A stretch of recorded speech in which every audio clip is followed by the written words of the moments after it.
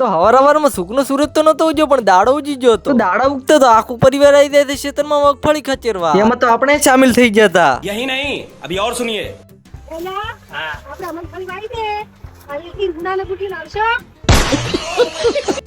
થોડી વાર પછી આપણે હોટલ ઉપર આયા. આપણો ભાઈબંધ શાંતિથી બેઠો હતો. થોડી વાર પછી મગફળી ખચેરીને આપણે સોયલે બેવા આયા. એ ચીનુભાઈ તો આપણે માટી મારવા ફરવા આપતા હતા. क्या रे भीख मंगिया क्या देख रहा है?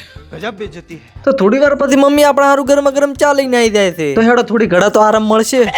તો મમ્મીએ તો બનાવી નો છે તો રેતનું ઘર તો એક માણસે આગળ ઉભો કરી નો છે. તો થોડી વાર પછી આવી જાય આપણા ભાઈબંધ ના પકોડી ના લારી. તો આપણો ભાઈબંધ તો હતારતો તો મોઢું જેમ કે માર કારણે તાર વિડીયો વાયરલ થઈ જાય છે.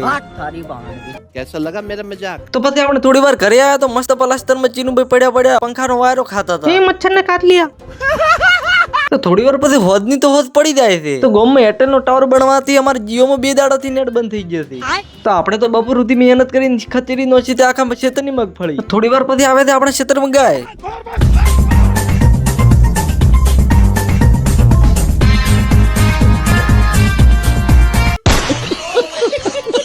તો જુઓ તો આપણે વાયા હતા ફૂલ ચેવો મસ્ત સૂરજ ને ગુડ ઉજી ગયો છે. મિત્રો આજના વ્લોગમાં આટલું. તો વ્લોગ સારો લાગ્યો તો like and follow and subscribe કરતા જજો. જય માતાજી.